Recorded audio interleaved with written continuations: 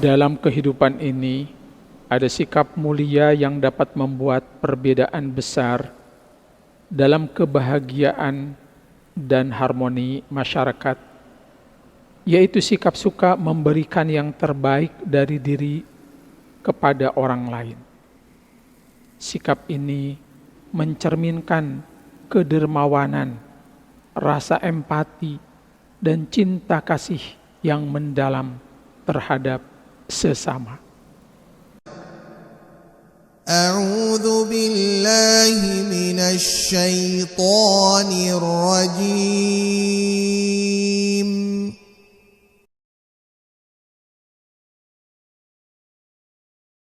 Lan tanalul birra hatta tunfiqu mimma tuhibbun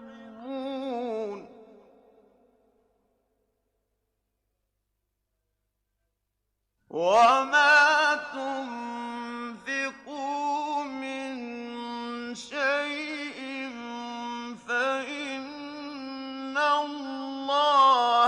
bihi alim. Kamu sekali-kali tidak akan memperoleh kebajikan yang sempurna sebelum kamu menginfakkan sebagian harta yang kamu cintai. Apapun yang kamu infakkan, sesungguhnya Allah Maha mengetahui tentangnya. Seseorang tidak akan mencapai tingkat kebajikan di sisi Allah sebelum ia dengan ikhlas menafkahkan harta yang dicintainya di jalan Allah. Yang dimaksud dengan harta yang dicintai adalah harta yang kita miliki, yang kita perlukan, yang kita sayangi. Ayat ini erat hubungannya dengan firman Allah Subhanahu wa ta'ala, A'udzu billahi minasy syaithanir rajim.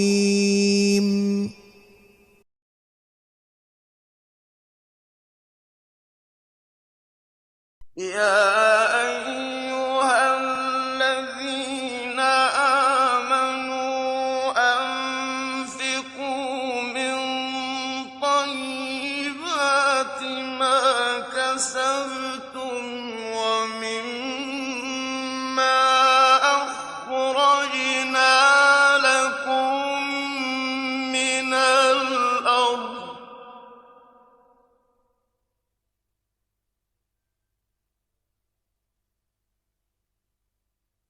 ولا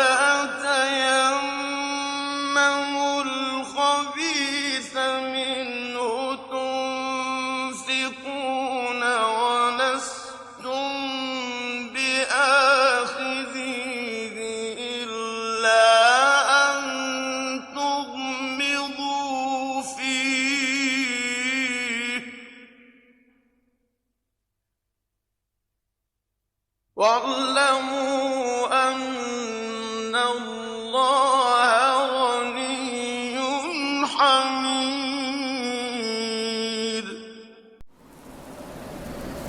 wahai orang-orang yang beriman, infakkanlah sebagian dari hasil usahamu yang baik-baik dan sebagian dari apa yang kami keluarkan dari bumi untukmu. Janganlah kamu memilih yang buruk untuk kamu infakkan, padahal kamu tidak mau mengambilnya, kecuali dengan memicingkan mata, enggan terhadapnya. Ketahuilah bahwa Allah Maha Kaya lagi Maha Terpuji. Setelah ayat ini diturunkan, para sahabat Nabi berlomba-lomba berbuat kebaikan.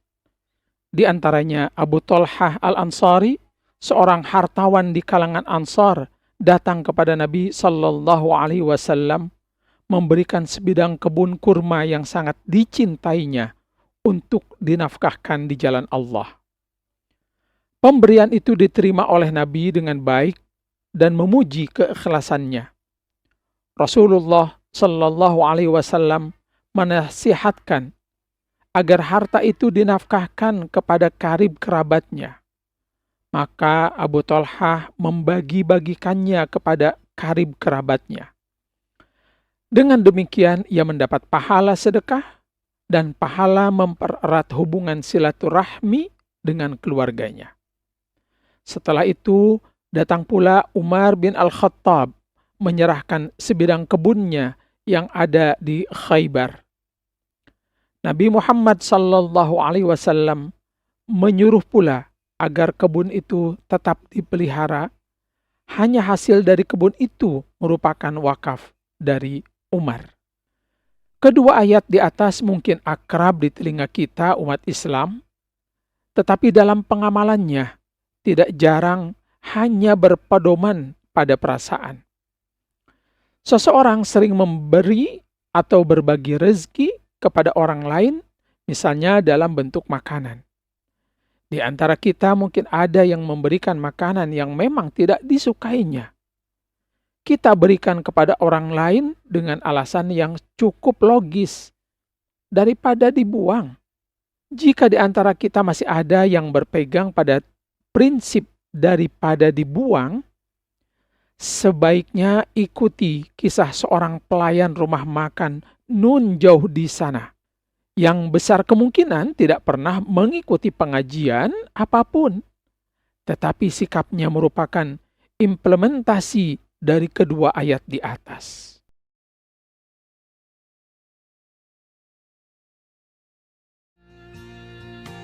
Di sebuah restoran di salah satu negara bagian Amerika Serikat, pelayan restoran memberikan menu makan siang kepada pasangan suami istri. Sebelum mereka melihat menu, mereka meminta pelayan itu untuk merekomendasikan 2 hidangan termurah karena mereka tidak memiliki cukup uang. Perusahaan tempat mereka bekerja sedang mengalami kesulitan keuangan sehingga belum mampu membayar gaji karyawannya. Tanpa berpikir lama, pelayan bernama Sarah merekomendasikan 2 hidangan yang murah kepada mereka.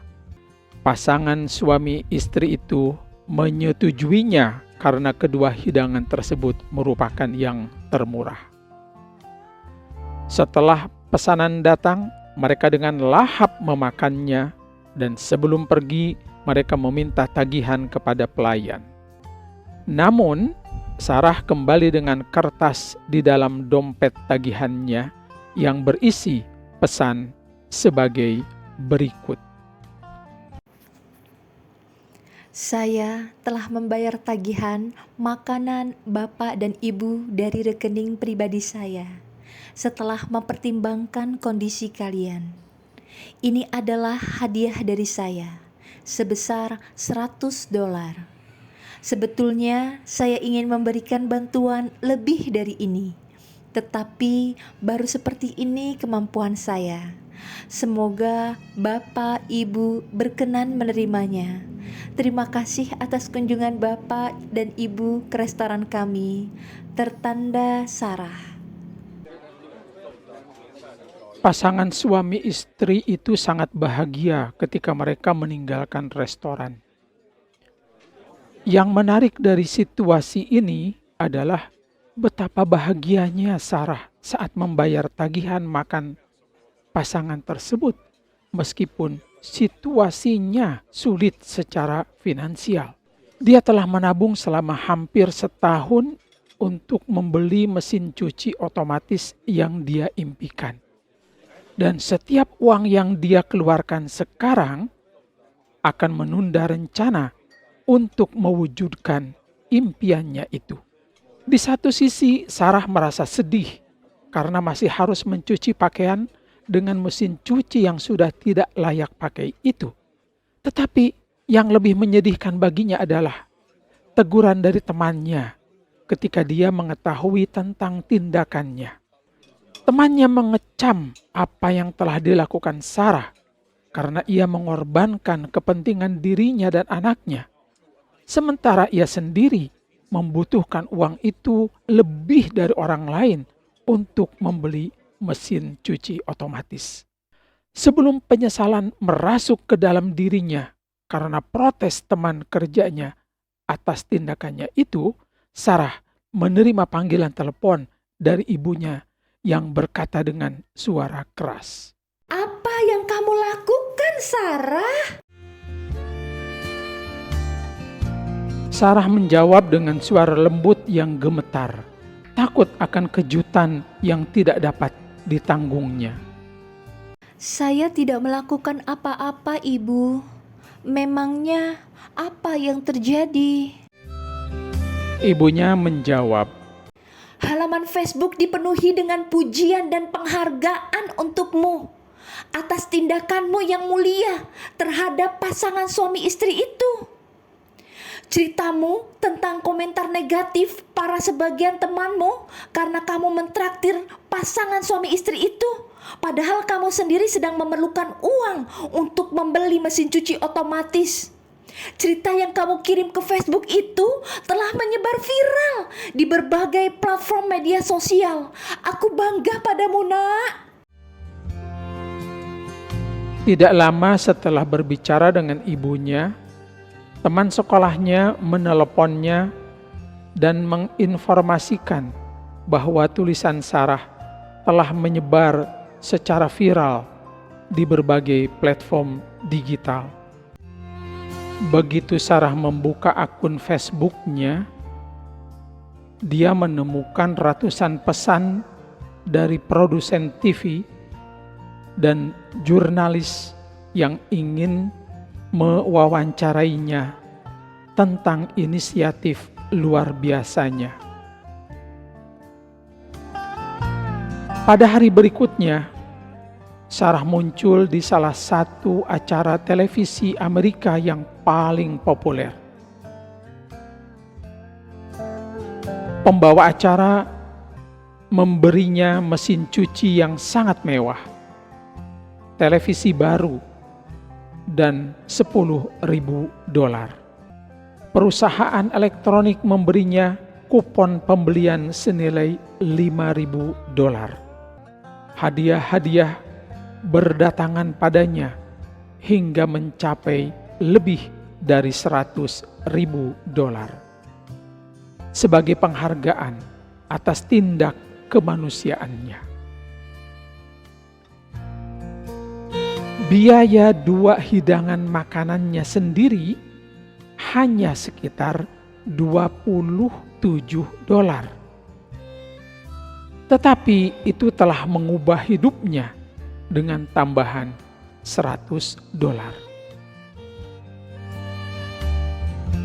Kebaikan bukanlah memberikan apa yang tidak diperlukan, tetapi justru memberikan apa yang paling kita perlukan saat itu.